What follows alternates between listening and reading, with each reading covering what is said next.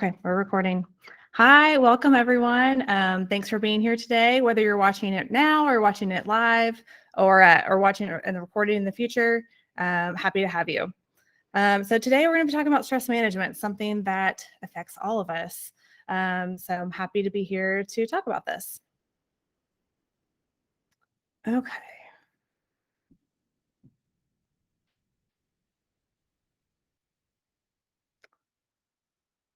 had this all set up and now I'm there we go. All better. So this information is just for general information purposes only. It's not medical advice. It's not this coaching is not a substitute for mental or health care or medical care. And please do not share or distribute this other than it's going to be on YouTube later. Other than that. So a little bit about me. I know you guys are probably familiar with our providers. I am born and raised in Fayetteville. Not many of us that can say that. So many transplants coming in from different parts of the world. I'm married for 16, almost 17 years. I have 2 kids. I have a teenager as well as a 10-year-old who thinks she's a teenager. I have degrees in psychology and accounting. You may be wondering why I'm here. So I had a little bit of a career change a couple of years ago and could not be happier to be following my passion. And it's one of my passions to help people find out what their passions are. And that's what I do here at SALT as being a health coach. Okay, so today I would like for you to grab a pen and paper, or if you prefer to take electronic notes, that's fine as well. But we're going to practice what you learn. So that's the last step on this. So the first step is we're going to learn a little bit about what stress does to the body. I'm going to learn some strategies for dealing with stress, and then, like I said, we're going to practice what we learn. So we're going to take this and make it actionable. Okay, so starting from the beginning, like what is stress? It's nice to have a definition that we can all work off of. So, stress can be real or imagined. It can be a threat to our body or to our ego. It could be a physical stressor. There are physical stressors, emotional stressors, spiritual stressors. And essentially, it's essential to life. The hormone cortisol is produced as part of the stress response. We have to have it to survive. So people talk about cortisol as being a bad thing, but it's truly something that we actually need. And that's not an exact map of my brain, but some of those things are in my brain: the dogs and the whole foods and things like that, and also nap time.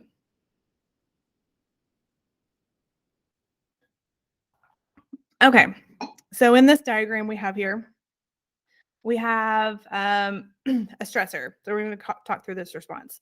So there's an acute stress response and then a chronic stress response. Let's say the stressor is being attacked by a bear. So we have this immediate stressor. Our body takes in this stress and it goes through our autonomic nervous system. This is composed of our sympathetic nervous system and our parasympathetic nervous system. The sympathetic nervous system, you've heard of the fight or flight response before. That's what we're doing whenever we're being chased by a bear. So we're having dry mouth, things aren't coming out right, our digestion slows down. So that's what's happening when we're in that sympathetic nervous system. So after we outrun the bear, because we're super fast, our parasympathetic nervous system kicks back in. So that's our rest and digest. So our body's slowing down, returning back to its natural state. Many of the places where we live now, though, is this chronic stress state. So we have this stressor. It could be anything, anything that's happening in our life to do with family, kids, work, traffic, anything. And our body takes it in, and we have that response. We have that sympathetic nervous system response. We're in that fight or flight, but we're constantly in this stress state because we're not handling our stress well. And so we stay in that heightened state of stress. And then it starts to take a toll on our body. So many of you here have probably done what's called our VHR analysis, our variable heart rate. And it can tell where the balance is. Are you more on the sympathetic nervous system side and the parasympathetic nervous system side? So we have both. Ideally, they're balanced, but what we find in many of our patients, myself included, the sympathetic nervous system is a little bit higher. And so we're trying to do things to balance that out, which is what we're going to talk about today. So the world's most powerful pharmacy in the world is right between your ears. That's a quote from Dr. Mark Hyman. So there's a lot that we can do to really change how we're processing things. So what can we do to change our mindset? What kind of tools do we have in our toolbox? So we're going to start with the first one. And these are not in any particular order. These are just different strategies that we can use. So the first one is spending time in nature. This could be going for a walk outside, going to the park, kayaking, cycling, hiking, whatever it is that brings you out in nature. And it's truly important to have that time in nature, like outside. There's lots of good information that's coming in to our bodies when we're outside in nature. There's a study done at Cornell University. They found spending as little as 10 minutes in nature helped with happiness and lowered stress levels. So 10 minutes a day. We all have 10 minutes a day, right? Just to try to figure out how to prioritize that. And as I'm going through here, these are things that you're welcome to take notes on, or kind of jot down like, oh, that kind of sounds like something I might be doing. Because towards the end, we'll come up with what we want to be doing because we want to make sure this information is actionable. So if there's something that kind of piques your interest, like, oh, I'm not really doing that, or maybe I'm doing it some, but want to do a little bit more, that's what we're looking for as we're going throughout today. Okay. So, second on this list is exercise. This is going to help increase our dopamine, norepinephrine, and serotonin. These all have direct effects on our energy, our mood, our concentration, and even our sleep. So, this is releasing the endorphins for pain control, and it also has an impact on BDNF, the brain derived neurotrophic factor. This is stimulating new neuron growth. So we want to make sure we're doing that, or that is a benefit of exercise. We have group classes here at SALT. You can go walk, run, cycle, dance, yoga, time in nature, as we just talked about. Those are all great forms of exercise that can really have an impact on our stress. Sauna and infrared sauna is great for relaxation and helping balance out that body's level of cortisol. Again, cortisol is necessary for life, but we're constantly in that fight or flight state. We really need to balance that out using our parasympathetic nervous system, using these strategies that we're discussing right now. So that heat that's generated from the sauna can relax our muscles, can relieve tension, which is allowing us to relax and de-stress. And if you haven't tried the infrared sauna, just make sure you have your doctor's approval, of course. Generally, we start with like 2 or 3 minutes or so, and you can work up to about 20 minutes. Let's see. Food is another important input to our bodies, and it can have an impact on our stress response as well. So things like processed foods, junk foods, sugar, alcohol, caffeine, these are all going to deplete us. So if we can focus on more of the whole foods, so like foods that are made from a plant, not made in a plant, that would be ideal. Sometimes people get hung up on food because of time aspect of it. Meal planning can be helpful, whether that's like a paper calendar where you plan out your week. There's apps. We use one called Real Plans. It has an app that controls my meals, my grocery list. And it keeps my recipes in there as well. So it pulls everything in for me. It's great for people, especially if you have food restrictions. It has lots of different options in there for recipes. I highly recommend that. There's also, and I'll share this with you later too, there's a book and also a podcast called The Feel Good Effect. And she has some really great information out there about food, about grocery, about meal planning. And she creates what's called like a grocery capsule, like a capsule grocery list. So that may be something that resonates with you. So many different options out there. Figure out what works best for you. Sleep is another one. And during the sleep, our body is clearing itself of toxins through autophagy. We're consolidating memories. We're growing and repairing our neurons with that BDNF, and we're restocking our neurotransmitters. So sleep is something that's good for us to make sure we're getting enough of. So during our evening routine, sometimes an example of an evening routine would be turning down the lights 7 p.m. or whatever time is good, typically around sunset. You could have amber lights. Those are good. Turning off screens at least an hour or two before bedtime. Blue blocking glasses are great. I have some that I put on right around that 7 p.m. mark. I used to have an alarm on my phone. I haven't been using it lately, and maybe that would help me because honestly, I'm struggling a little bit with sleep right now. So perhaps I'm going to turn that alarm back on to remind myself to grab my blue blocking glasses tonight. We want to make sure you're sleeping in a dark room. If dark room is not possible, like with blackout shades, then an eye mask works great. Ideally no sound or white noise is good. The temperature, cool, save on heating bills right now anyway. And making sure you have a consistent bed and sleep and wake times. That's essential as well. All right, on the flip side, we go to bed, we're waking up now. We want to make sure we have exposure to sunlight, ideally within the first 15 minutes. We also want to make sure we're not grabbing and checking our phone, that we don't want to go there very first thing in the day. And consumption of water. We lose quite a bit of water while we're sleeping, and want to make sure we replenish that. And napping as needed. There are studies that show just even as little as 10 to 20 minutes of sleep can help with our sleep. And sometimes you have extra good sleep that you've taken a nap and you thought you missed the school bus, but you're actually 32 and it's on Sunday. So never know. Sometimes you can get a really nice nap. Okay, some other ways that we can help deal with stress are using essential oils. Some of you may be familiar with some, like lavender. Another good one is copaiba, vetiver, ylang ylang, frankincense, and orange. And then there are also some blends. I personally use Young Living, and there's blends including peace and calming, joy, stress away. Just find something that works for you, and it may be different on different days as well. A weighted blanket is a good way to have that deep pressure stimulation. It uses that firm, controlled pressure to induce that feeling of calm. And this can stimulate our serotonin. This reduces cortisol and increases the level of melatonin that's released.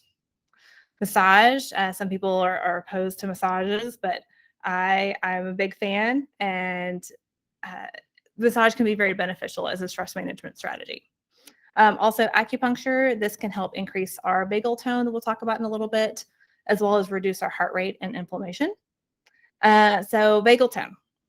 So this is referred to as, this talks about the autonomic balance between the parasympathetic and the sympathetic nervous systems. So things that can help with this are very simple things like humming a song, especially sounds like the and the ah sound. Those can be stimulating for vagal tone. There's also devices that you can use like Sensate if humming or gargling don't work for you.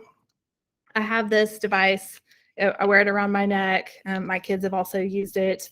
It produces a vibration, and it's very calming. Goes with some sound with it, and yeah, it's very, very relaxing and helps with the vagal tone.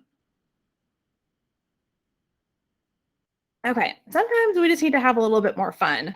So because all work and no play makes Jack a dull boy. So we don't want to be like that. Sometimes some people have trouble with remembering to do fun. I'm one of those, a little more type A. So sometimes I have to schedule it in. My husband's also good about reminding me to make sure we're having fun. And just remind yourself that laughter is good medicine too. Scenery. We don't try to get away from our normal routine. Just try something new. Getting out of our routine can help us look at situations differently. So just give us a better or a different perspective on it. Sometimes volunteering can also help put things in perspective. So when you're focusing on something or something else, cause that you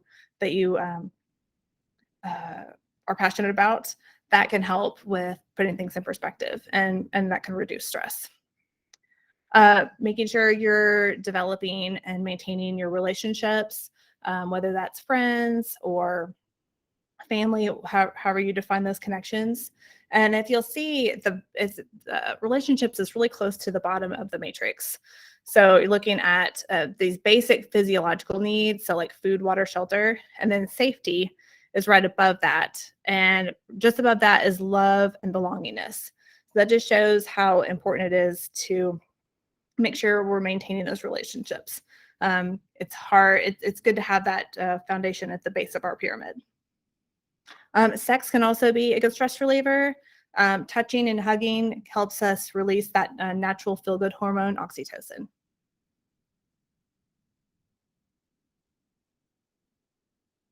Sometimes we just need to take a break too. So going back to that change of scenery, sometimes we just need vacation or time away. We don't have to make it expensive. It can be something more elaborate, but it really doesn't have to be something that costs a lot of money. Also, taking a break from social media is sometimes necessary. You can take a break from it, or you can unfollow certain people or pages. There's a lot out there on social media, and it can be kind of triggering. So we want to make sure that we're keeping a healthy mindset with that as well. Also, a lot going on in the news right now. So to make sure that we're limiting that if that's something that's triggering for you. There's something called Happy News, or you can find some people that you like to follow if you're still on social media. Those can be things that to get away and to kind of take a break from all the stimuli and the input that we have. Another thing you can use is therapy. You can do talk therapy, like cognitive behavioral therapy. There's many in-person options, or there's online, like through BetterHelp, and there's several due to the pandemic. Many people are using telemedicine services, so that's a good one. Um, Retail therapy. I was actually just kidding. That's not a good idea. Maybe it is. You can be the judge of that. Another thing I like to use is a gratitude journal. And this is something that really works well for me. Writing down 5 things I'm grateful for. And I like to do it in the evening. Some people prefer to do it in the morning. And it's unique entries. So it's very specific.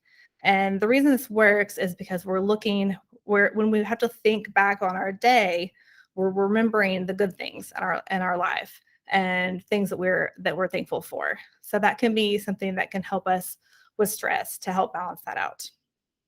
Also, cold exposure therapy can be something that you can try. Some people don't want to do that. The cold plunge shower, like we have here, ice bath, cryotherapy. I had tennis elbow a while back, and I did some cryotherapy, and that helped a lot. It can really help with stress and help with energy. It can help with sleep and then inflammation as well. And if you really want to get into it, you can look at the Wim Hof method. That's one of the options that are out there for cold exposure therapy.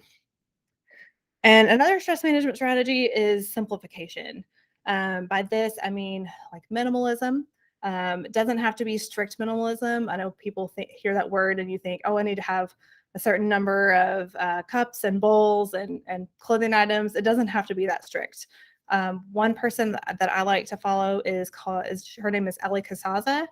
She has a decluttering method that I like. Another one that we talked about earlier is the feel good effect. She has a podcast and also a book, and this can really help with simplification of your life, whether it's food, like we talked about earlier. She also has one for wardrobe and just overall life. The thought behind it is to reduce decision fatigue. We make so many decisions in a day. I read that we make at least like 240 decisions about food in a day, which is crazy. So we're trying to reduce that decision fatigue. So where we're getting tired from making all the decisions. Some different breath options are the 4-7-8 breath, as well as box breathing and diaphragmatic breathing.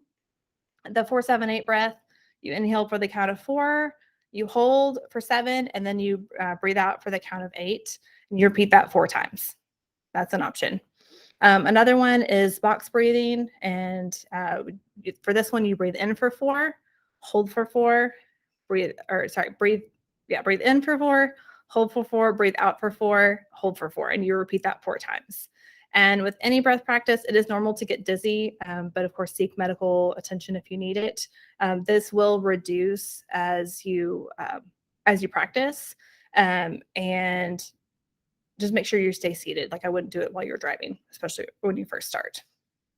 Diaphragmatic breathing just refers to abdominal breathing or belly breathing. So, a good way to do this is just sitting comfortably in the chair and then close your eyes if you feel comfortable with that, and just breathing with your abdomen or your diaphragm.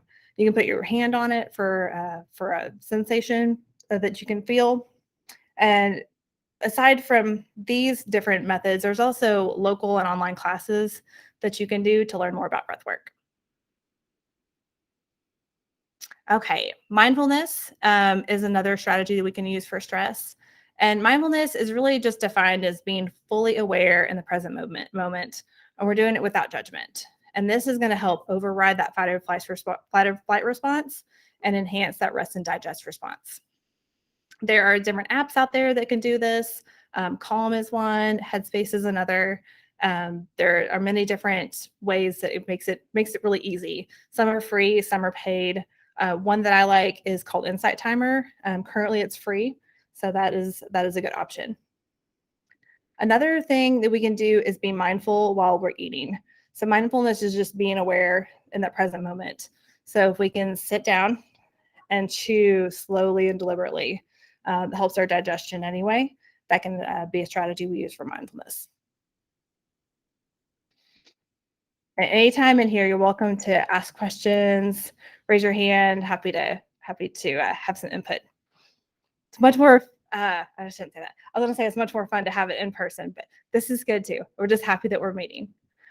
Okay, so meditation is another one. I know a lot of people hear this and they're like, "Nope, nope, it's not for me." But I'm going to tell you a little bit about it and the benefits of it, and a version that Dr. Herbst recommends and really likes. So, definition of it is just to think deeply. Could be in silence, or you could use it for chant. You could chant with it. You can do it for religious purposes or spiritual purposes, or as a method of relaxation. And high-powered executives, entrepreneurs, these people are meditating. So this isn't something that's just for the monks or anyone. This is for people that are living our lifestyles right now. So it can help with stress, sleep, help with the immune system, helps with neuroplasticity that helps keep our brain young and adaptable. So like I said, there's many styles, but one option that we have is called Ziva Meditation by Emily Fletcher. She has a book out there called Stress Less, Accomplish More. It's great as an audiobook if you prefer audiobooks, because she has some meditations inside of it, which I really appreciate. But what she says is we don't meditate to get good at meditation. We meditate to get good at life. And it's designed for people with busy minds, busy lives. She even says it's okay to check your phone. So that's something that we can uh, get into easily. Okay, so there's three parts of it. She uses mindfulness, meditation, and manifesting.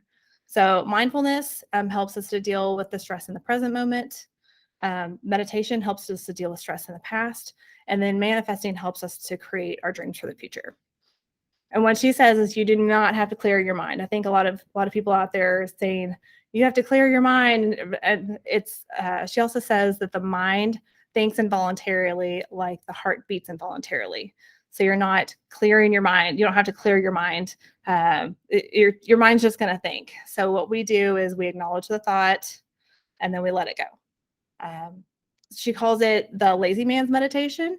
So it allows our body to access that restful state using what she calls as a mantra. It's just like a single word or a phrase to help us de-excite our nervous system. So for it, it's 1 or 2 minutes of mindfulness. This could be alternate nostril breathing or a come to your senses exercise that she has. The meditation, you focus on a word. The one she gives in the book is just the word one. And you do that for 14 minutes, and she explains more in the book. And then manifesting is time for gratitude.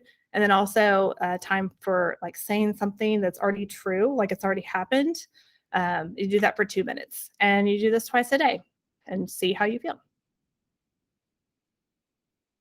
Another good device for people, which I shared with the sensei earlier, but another device is called HeartMath, the HeartMath tool. This is great for people who like to see the data. So these left brain people, this is great for you. And this is it's similar to like a mindfulness type practice, but the goal ultimately in it is coherence, and it's a lot of the same benefits. So the ability to focus, improvement in sleep, reduce fatigue, reduce depression. There are many benefits to it as well. I will say I have one of these. I got it probably 2 or 3 years ago, maybe longer, and I was using mine, and I thought it was working great, and it was. But then I was using it in the more in the future, and I thought my sensor was broken. It actually wasn't my sensor; it was me. So sometimes we have these tools, and they give us really good feedback, and sometimes it's hard to swallow as well. Okay, so I'm going to ask you all. That is the end of my idea gathering session, like ideas for stress management. I'd love to hear if anyone has any other ideas for stress management that you have tried.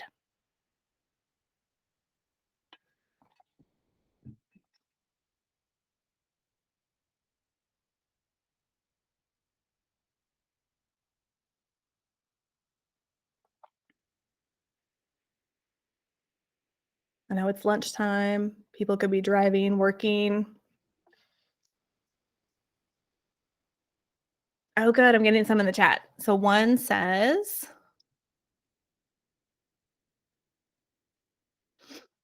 let me go back to the chat.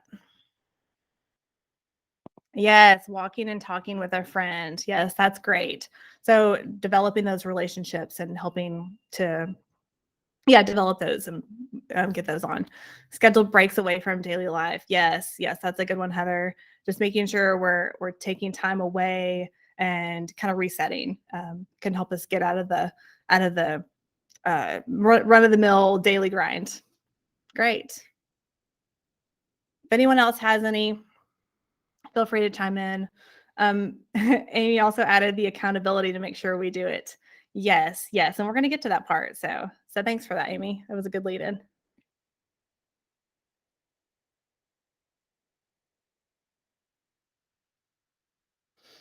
Katie asked, "What is HeartMath?" HeartMath is a tool. It uses an app called Inner Balance, and there's a little device, and it plugs into your phone.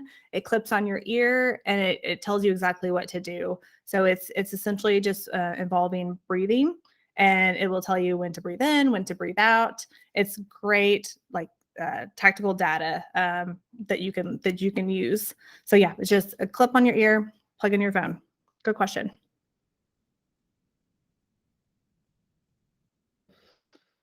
Okay. Amy asked, what are the thoughts on fit watches and different tools?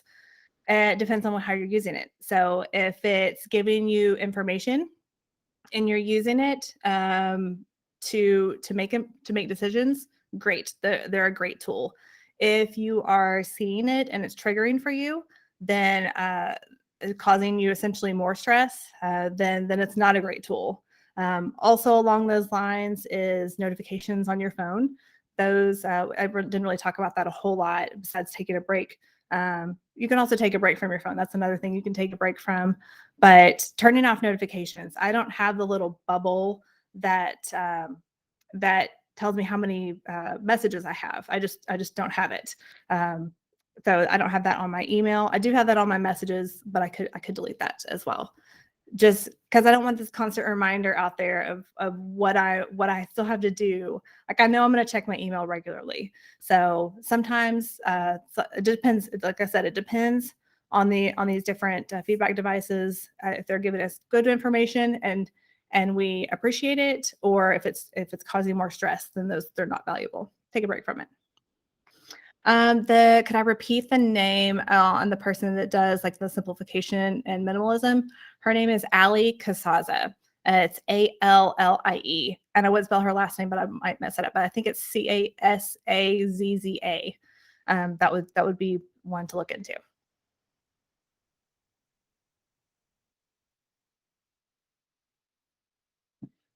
Okay, good questions, guys.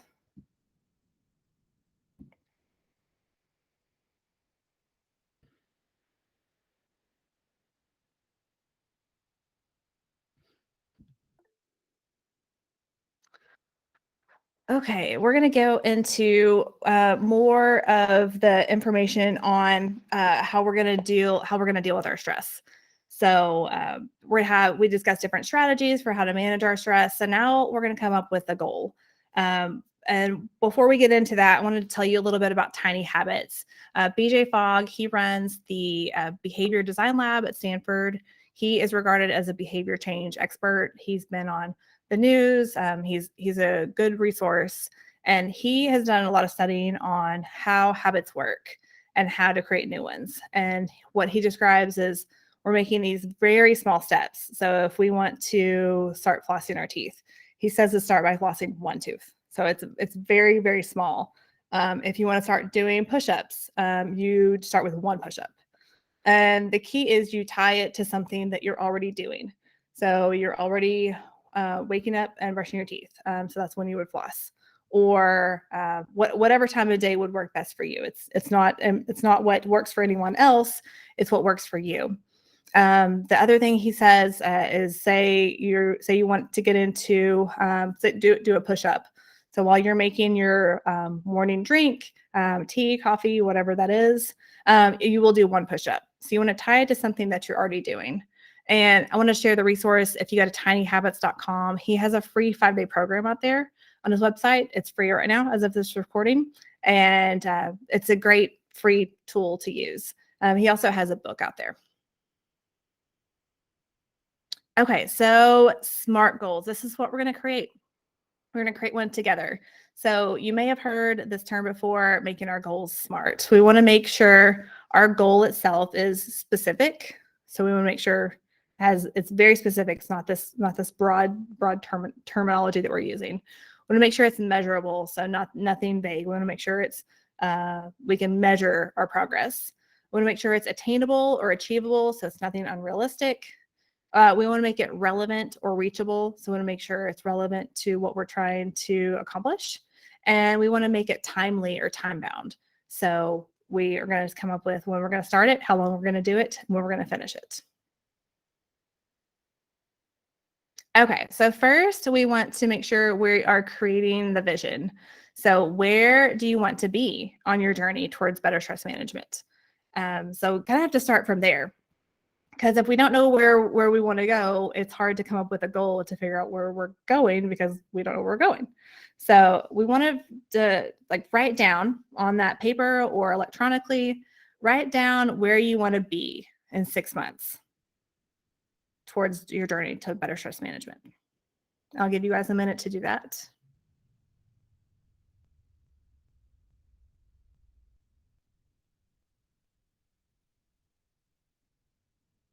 I had a couple of questions that came in. So while you guys are doing that, I will look at those.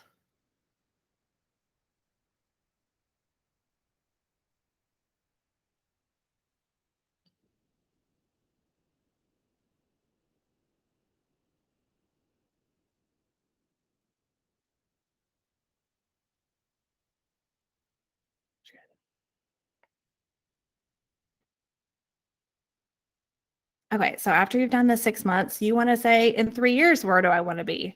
We want to make sure it's tangible. It's not really far out there, but we want to make sure we're moving in the direction we want to be.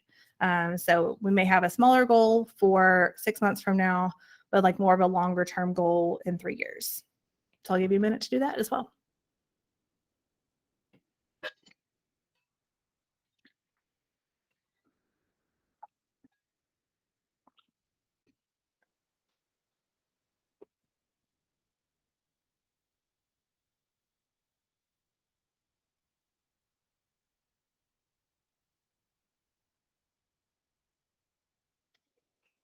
Okay. So we talked about how we want to make our goals small. We don't want to make these big goals. We want to make them very small, very actionable. Because what happens is we have one small step that we have, and it has this positive trickle effect. So we want to take one small step, very small. We also want to make sure it's measurable. So think about the strategy that you'd like to try. So it could be something we talked about today, or it could be something we've done that you've done in the past that's worked well for you. Amy added that to-do lists are helpful.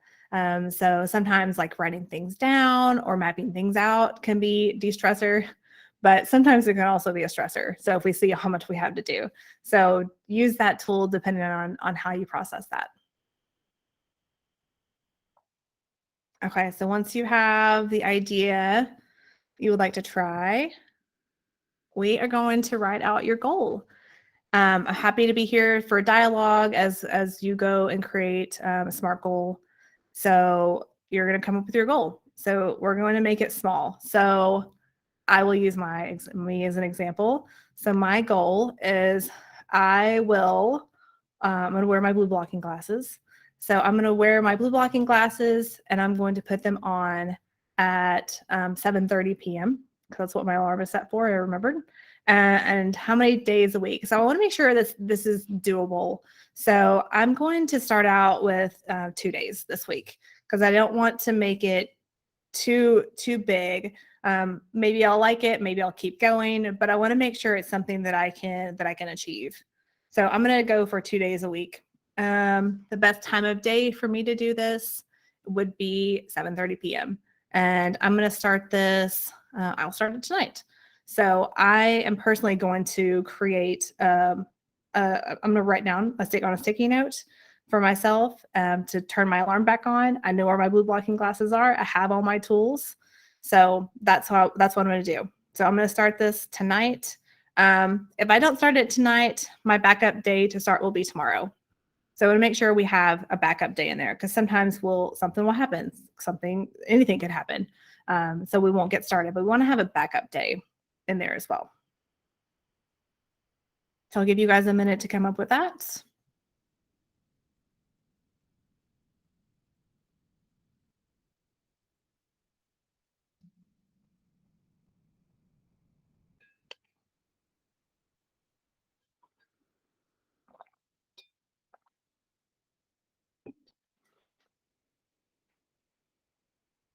Okay, so as we're coming up with this, we want to think about obstacles that could come up with reaching my goal or your goal, whatever the goal is.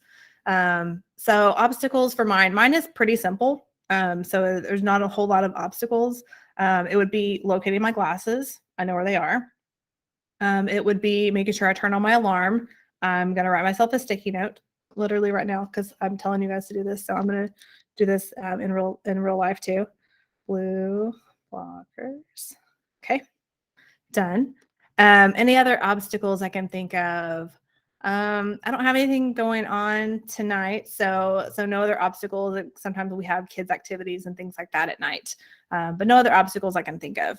But we want to come up with workarounds for each obstacle. So if I didn't know where it was, my workaround would be find them. So that would be something I would put on a sticky note for myself, or however I would do that.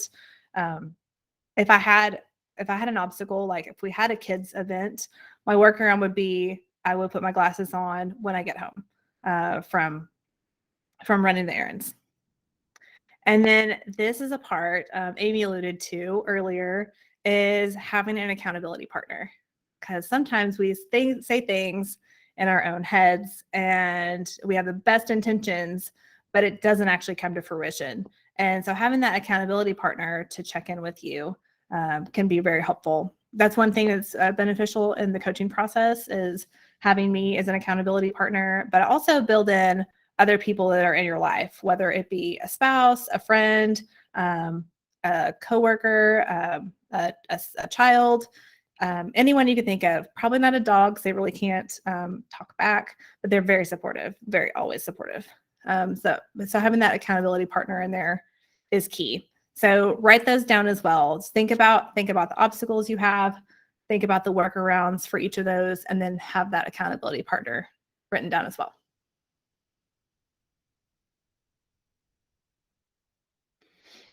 Okay, and this is a reminder, make sure that you're taking care of yourself. We don't want to pour from an empty cup.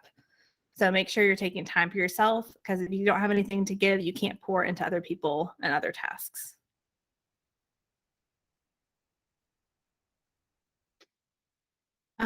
This is just an example of one of the tools that I use when I'm doing health coaching here at Salt Health.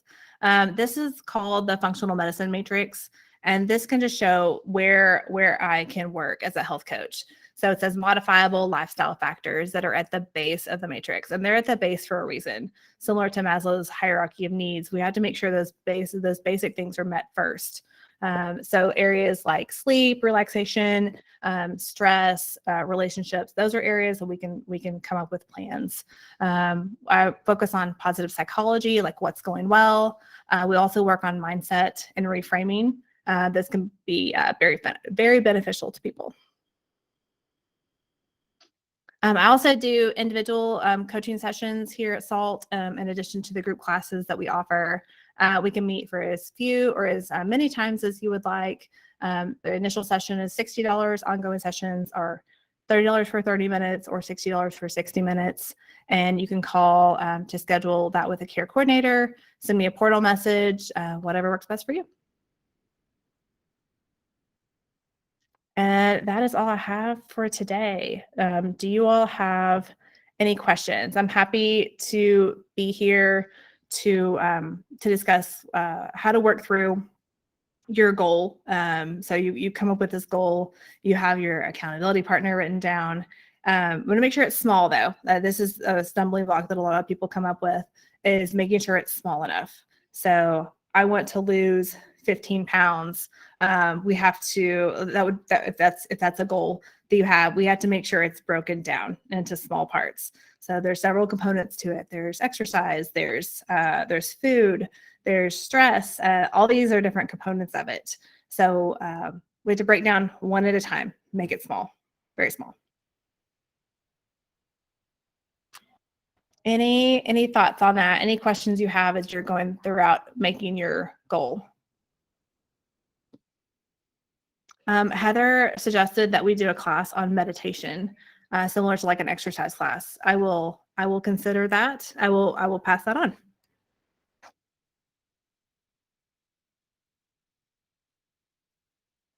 It's written on my sticky note.